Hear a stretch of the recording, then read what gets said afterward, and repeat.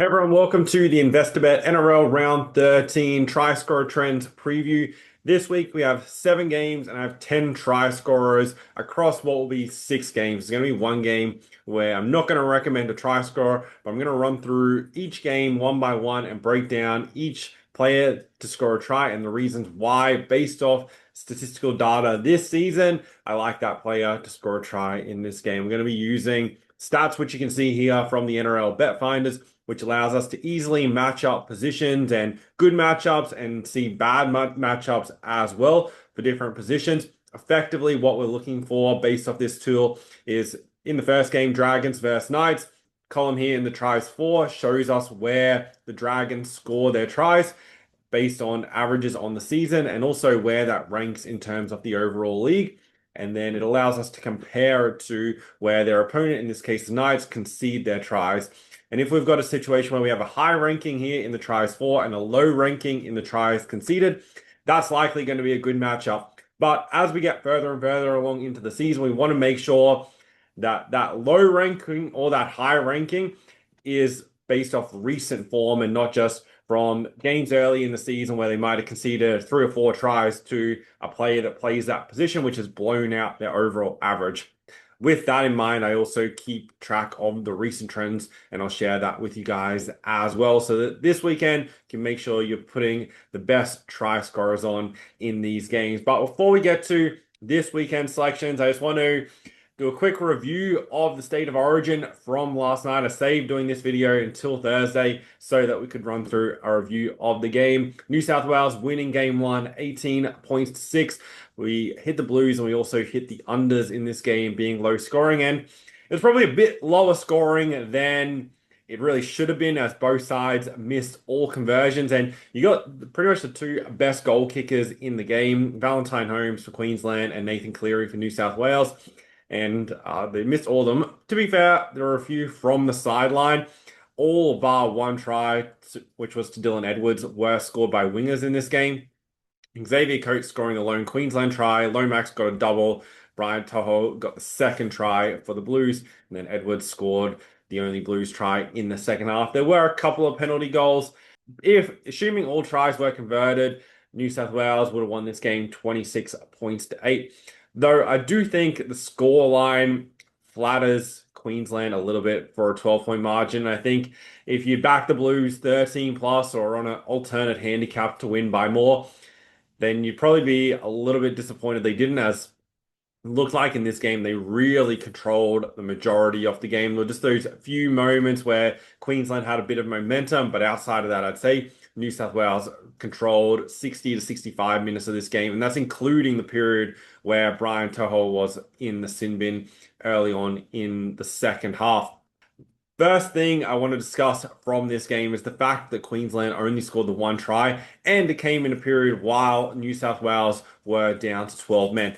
First thing this means is that Queensland, across their past 2 games, so game one this year and game 3 from last year, which is this one here, Queensland have only scored 1 try, and that try came whilst New South Wales were down a player. Both those games were played at Suncorp Stadium as well. So not only is it that they weren't scoring, they haven't been scoring tries, they also haven't scored tries at home, which is where, out of any situation, you would expect them to find points. The next thing as well, if you go back to game 2 last season, Queensland scored 3 tries in this game. Firstly, 2 of those tries, so Jeremiah Nanai and Hamiso Tabuai for those tries, they were both scored whilst both teams had a player in the sin bins, and each side only had 12 players on the field.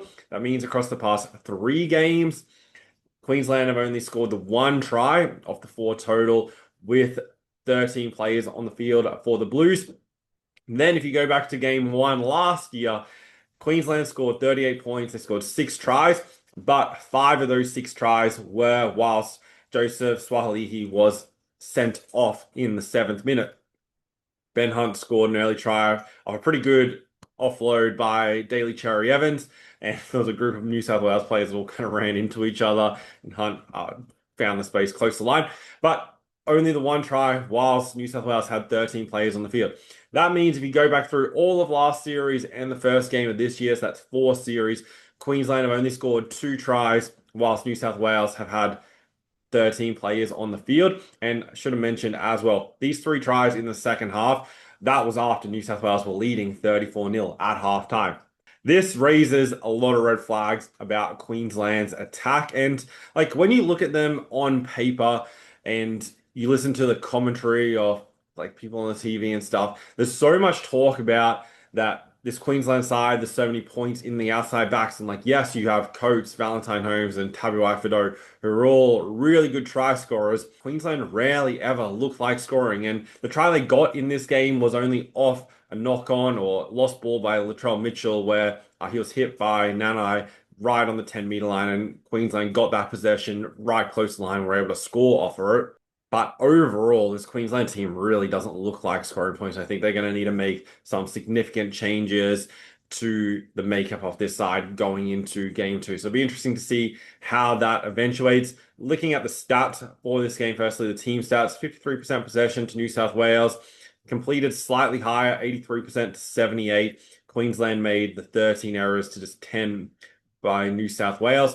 In terms of meters gained, keep in mind New South Wales had more of the ball, but there are plus about 330 run meters, plus 125 post-contact meters. So pretty dominant in both those categories. New South Wales forward pack well and truly on top, which is somewhat what we expected, but the Queensland front rowers didn't really do a great deal, which I'll get to in a second. Line breaks 4-1. This was the big one. Tackle breaks 49-19. That means Queensland missed basically 50 tackles in this game.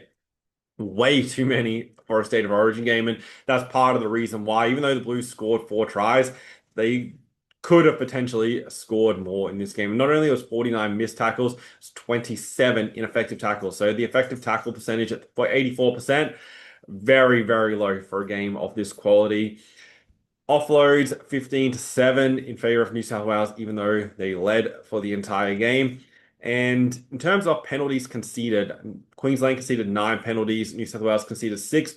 And early on in this game, Queensland gave away a lot of stupid penalties, like just grappling around the face. And not like, obviously, that happens in most tackles. There's an arm around the neck, arm around the head on the ground. But they were making it super obvious that, like, even if the referee wasn't directly staring at the play, it was super obvious to see.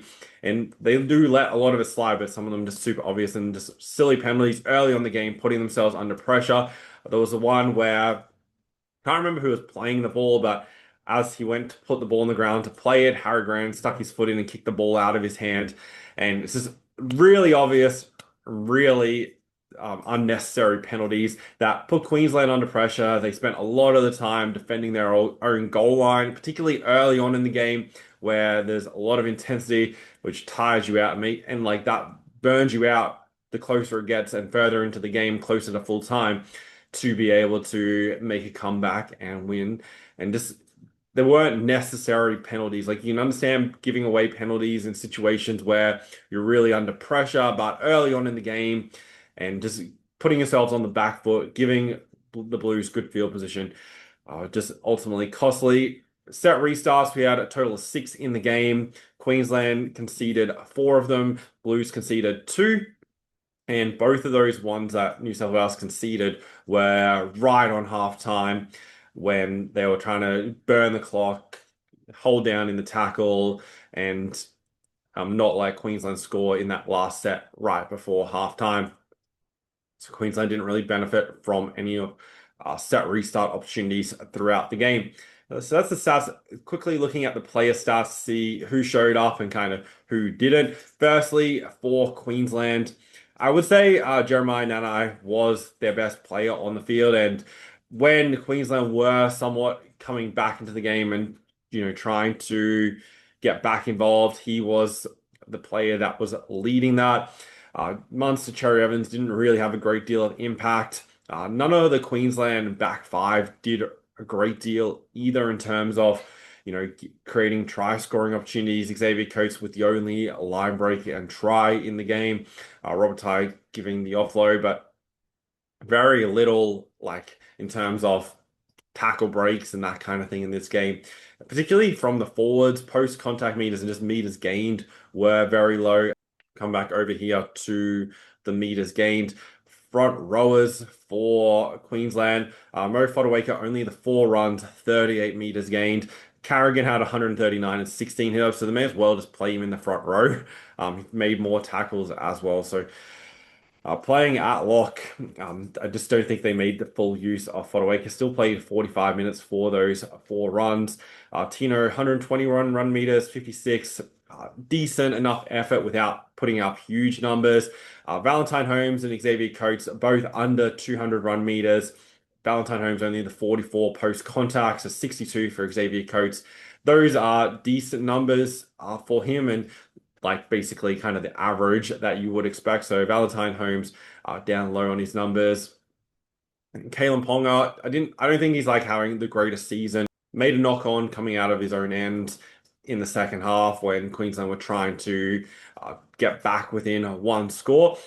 In fairness, though, it was an error-filled second half, both teams making plenty of mistakes. I do think, like, Queensland got a penalty with shortly before Dylan Edwards' try, and they could have taken the 2 points and brought it back to a 1-score game and reset 6-point game with around 12 to 14 minutes to go.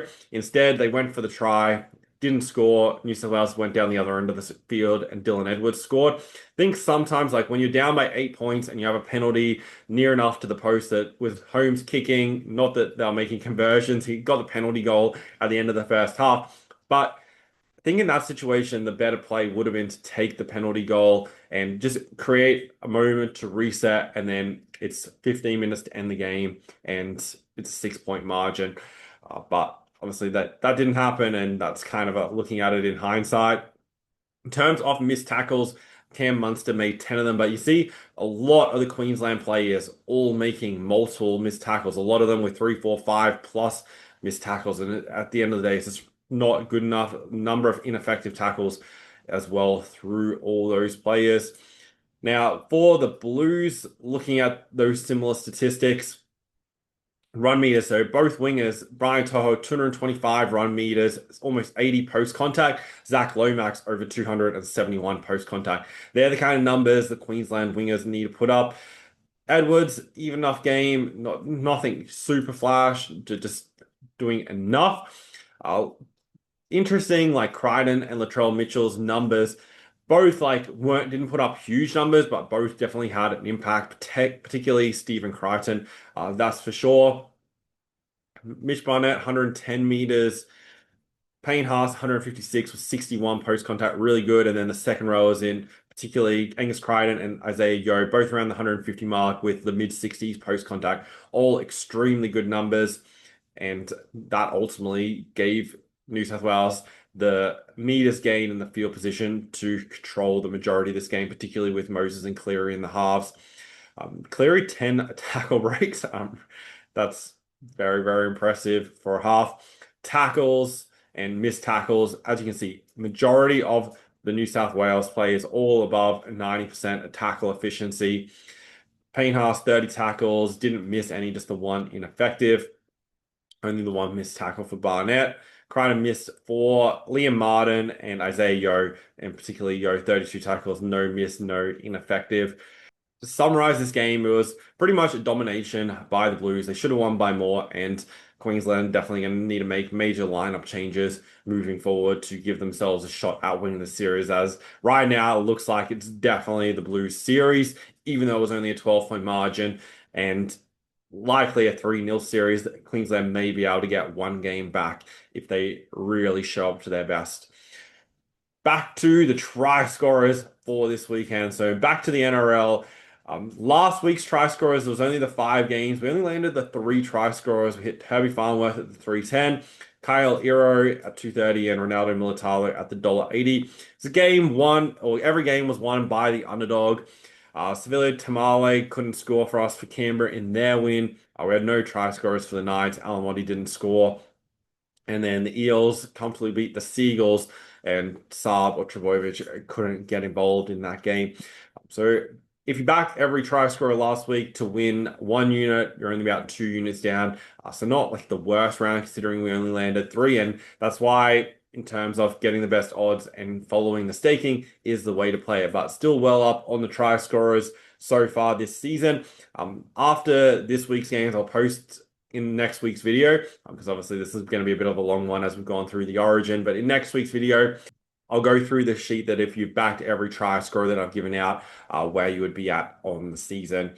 So looking at the first game, Friday night, Dragons versus Knights. You have two players in this game, one for each side. Firstly, for the Dragons, I kind of highlighted it at the beginning of the video. On the right wing, that's Terrell Sloan. He's $1.75 at TAB. Newcastle have conceded to the right wing in 5 of their past 7 games for a total of 8 tries. Terrell Sloan has scored in 4 of his past 6 games for a total of 7 tries. The slight concern is Tuipulotu does come back into the left wing for the Dragons, who is one of their other really good try scorers. However, he has a terrible matchup on that side of the field against this Knights defense. They're the number 1 team on the right edge, so defending the left center and left winger of the opposition. And based off of that, I much prefer going to Sloan's side of the field. And in the form he's in, if that can just continue and the Dragons keep moving the ball to the right, he should get opportunities to score in this game. If Tuipulotu wasn't coming back into the side, then I'd be even more confident, as the Dragons would well and truly favor the right side. But with him coming back in, does even them up on both sides a little bit more. Still really like Terrell Sloan to score, though, in this game. He's previously had 2 games against the Knights, hasn't scored in either, but is the most likely try scorer in this game. For the Knights, we're going to target the halves. So that's this matchup right here. Newcastle ranked 3rd, and the Dragons ranked 15th defensively. In the halves, you have Fletcher Sharp and Tyson Gamble. Fletcher Sharp, the player I'm going to go with, he's $2.80 at Bet365. The Dragons have conceded to a half in 3 of their past 4 games for a total of 5 tries. And Fletcher Sharp has scored in 5 of his past 7 games for a total of 7 tries. This will be his first game against the Dragons, but at $2.80, considering his form, and this is where the Dragons concede tries. Basically, they only give up tries to the fullback and the halves. Everywhere else, they're consistently limiting the number of tries the opponent scores. In terms of fullback, that's Kalen Ponga, who backs up from Origin. The Dragons have conceded to the fullback in 6 of 10 games this season, but Kalen Ponga hasn't scored in his last 11 games, so yet to score a try this season, but does have a really good record against the Dragons. He scored in his last 4 games against them.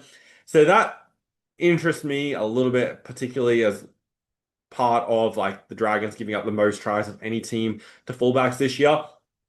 However, I'm not going to play him. I'm just going to go with Sloan and Sharp.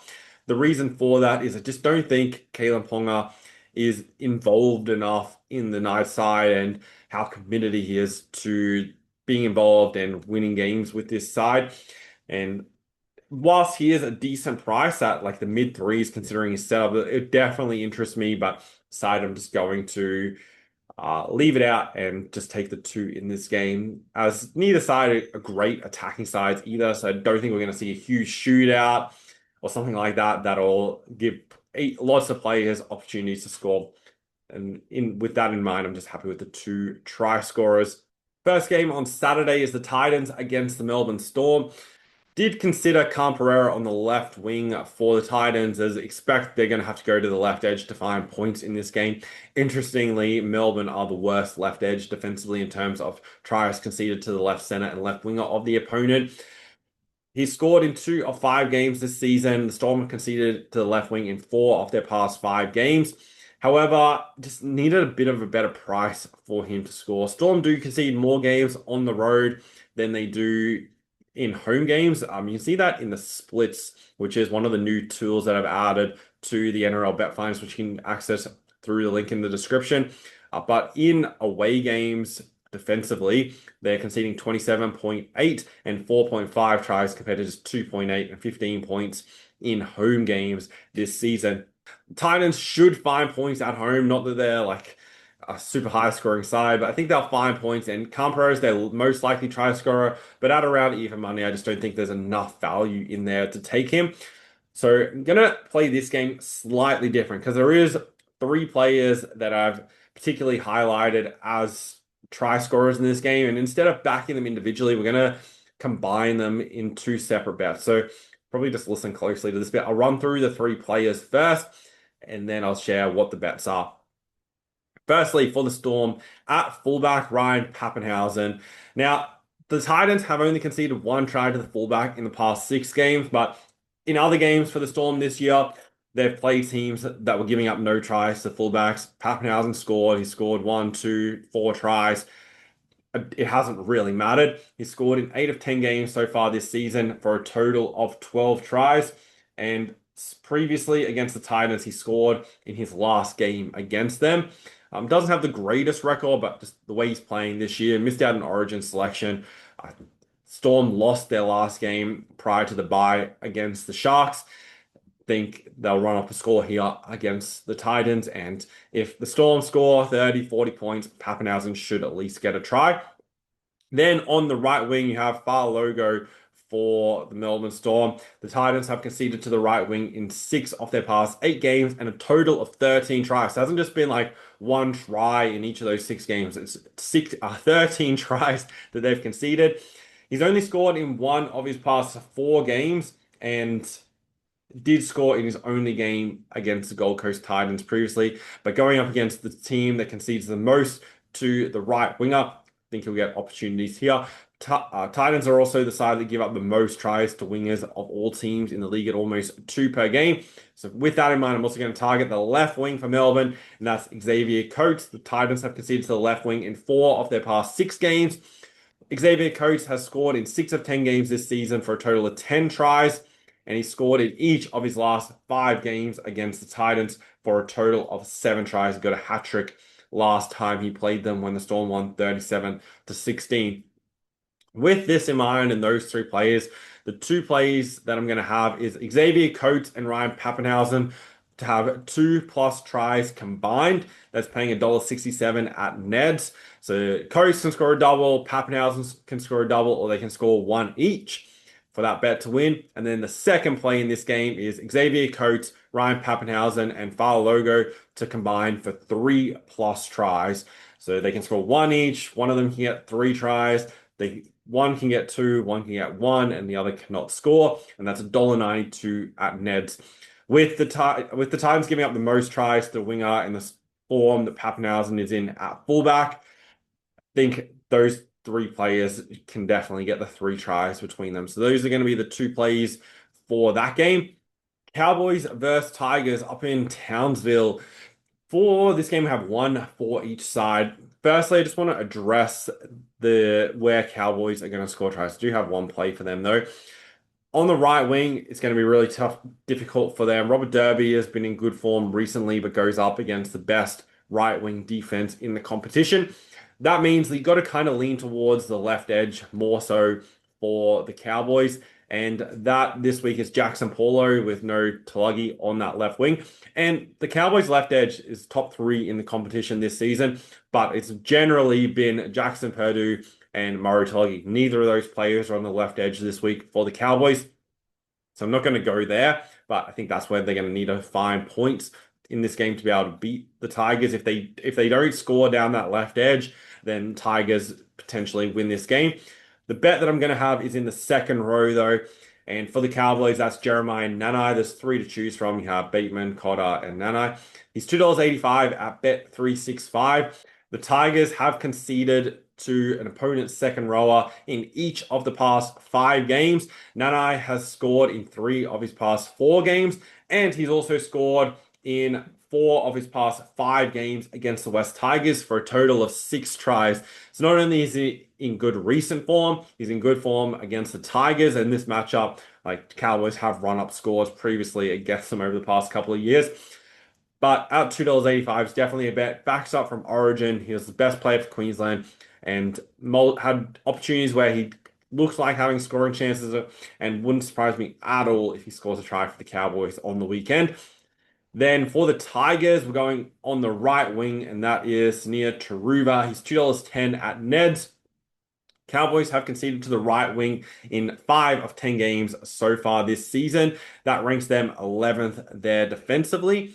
And that's the area where the Tigers have been scoring tries. They're the number 3 right edge compared to the number 14 left edge.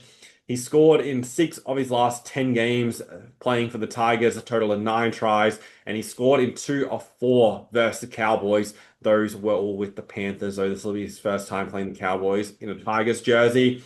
Also, Stafford Toa has a good record against the Cowboys, and he plays right center for the Tigers. So I do expect the West Tigers to push a lot of their attack towards that edge where they have Taruva and Toa, as that's where a lot of their points can be found.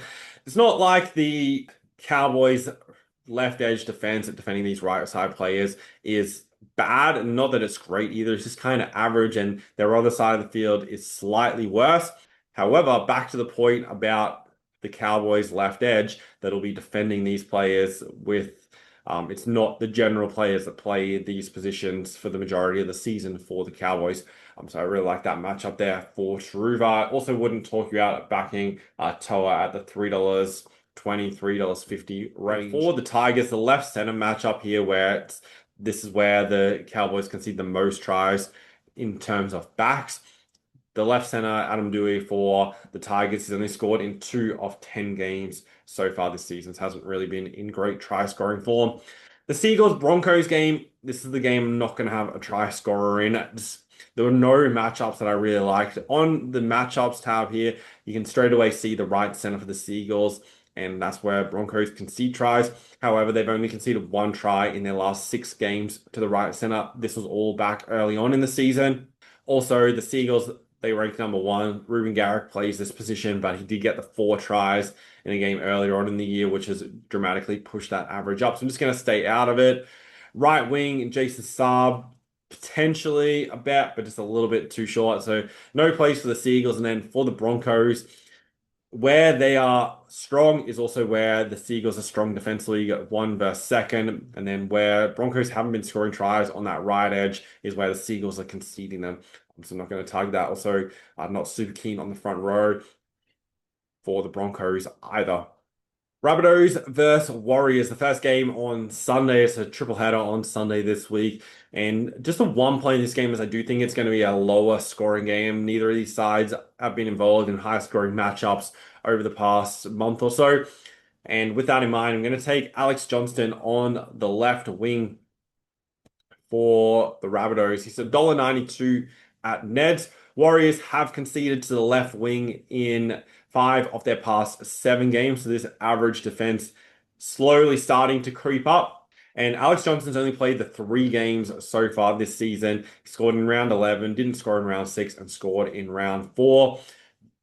Going back to round 10 last season, this is one of the things I just keep track of, like the last 30 games for players, and he's averaging a try in 58% of matches. So the fact we're getting close to even money here, I like. He also has a great record against the Warriors. He scored in each of his last 5 games against them for a total of 7 tries. So loves getting a try against the Warriors. I'm so happy to play him in this game. For the Warriors, did look at the second row. Rabbitohs have conceded to the second row in 4 of the past 6 games, but just couldn't find a player that could feel confident in them scoring a try. Also, in the halves here is a really good matchup for the Warriors. They rank number 1 compared to number 16.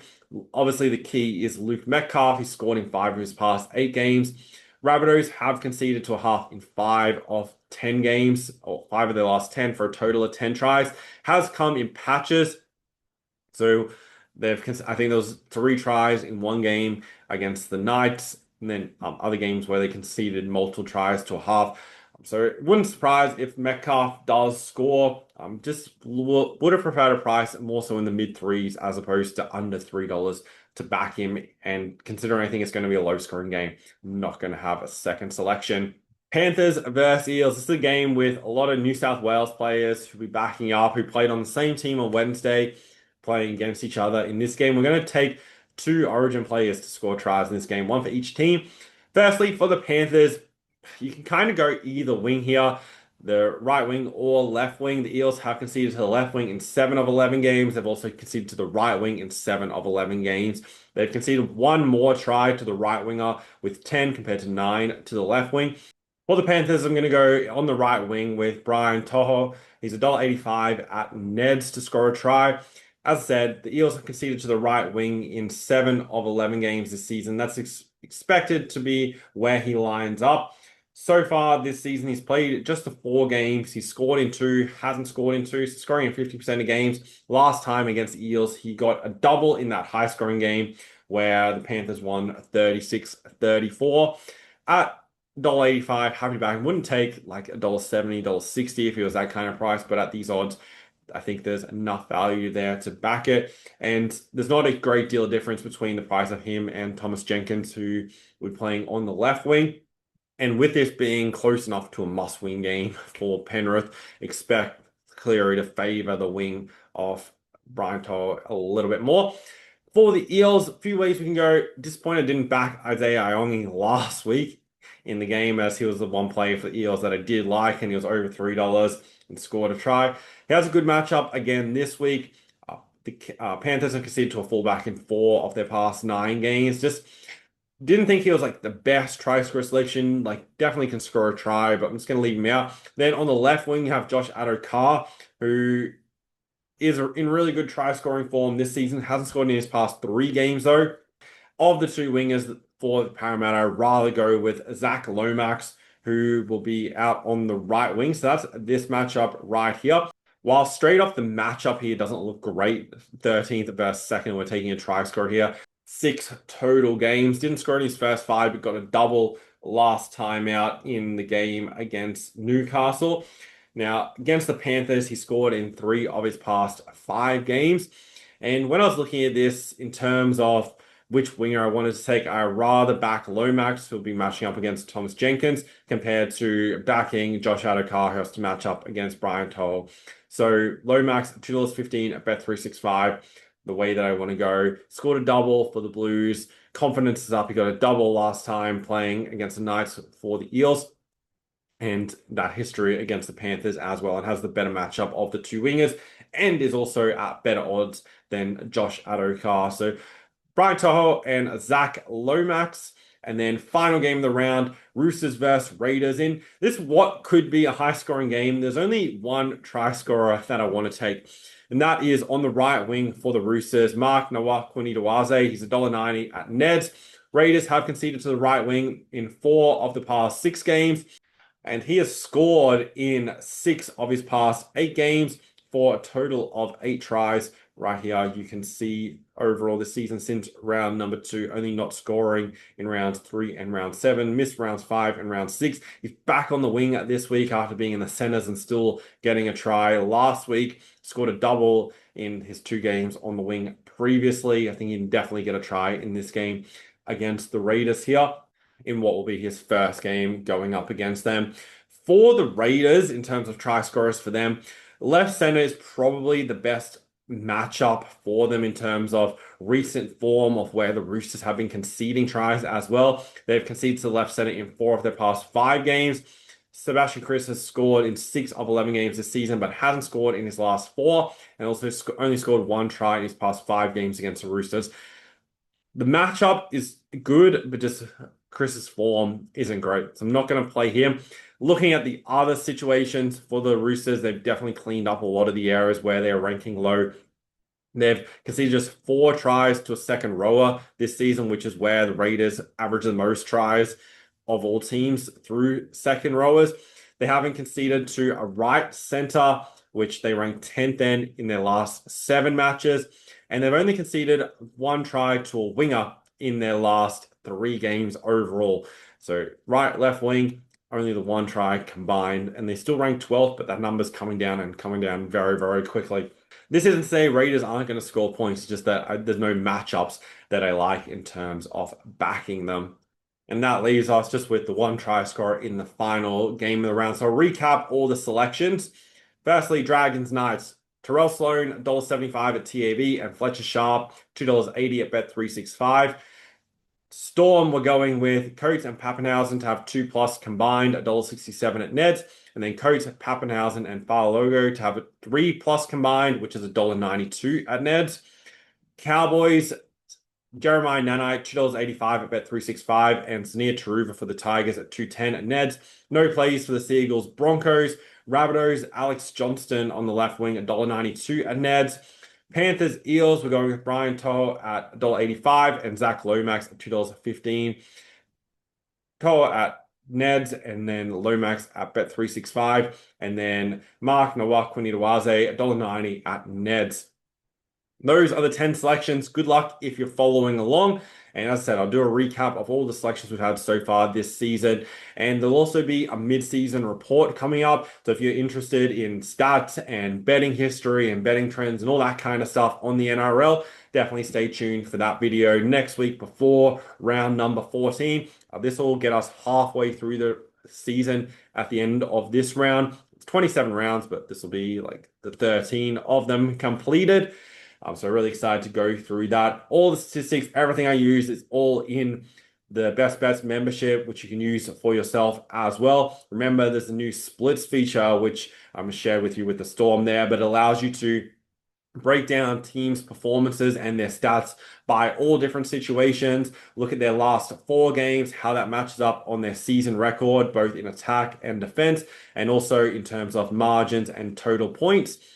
Versus when they're playing top 8 and bottom 9 teams, home games, away games, day games, night games, in good conditions, in rainy conditions, on short rest, long rest, games after a win and after a loss, finding teams who bounce back strongly after losses, like the Melbourne Storm, but there are other teams as well, can be really good betting opportunities as it's not always factored fully into the market.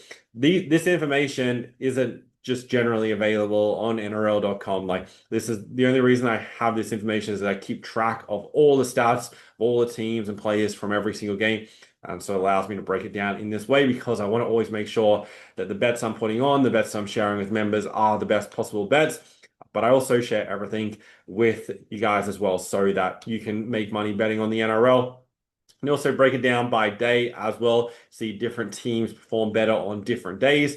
The Raiders haven't had a game on a Friday as of yet, but Saturday tends to be the day where they're scoring more. You can also see in games where they've won and games where they've lost. So if you think a team's going to lose a game and you're looking at how many points they're going to score and that kind of thing, you can keep this in mind. Also, you can see why in games where they lose, where they kind of went wrong, where they struggled. Games where Canberra lose, they get almost 400 less meters gained, over 110 less post-contact meters, almost half the line breaks, less tackle breaks.